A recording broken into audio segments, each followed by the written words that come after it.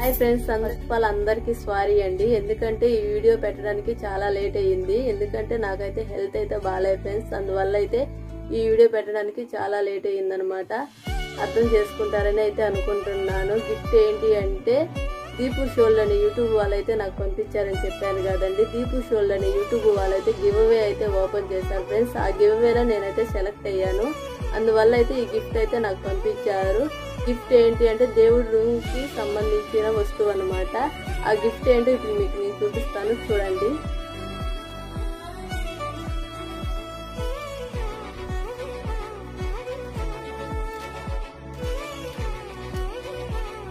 చూసారుగా ఫ్రెండ్స్, నాకు వచ్చిన గిఫ్ట్ అయితే ఇదేనమాట.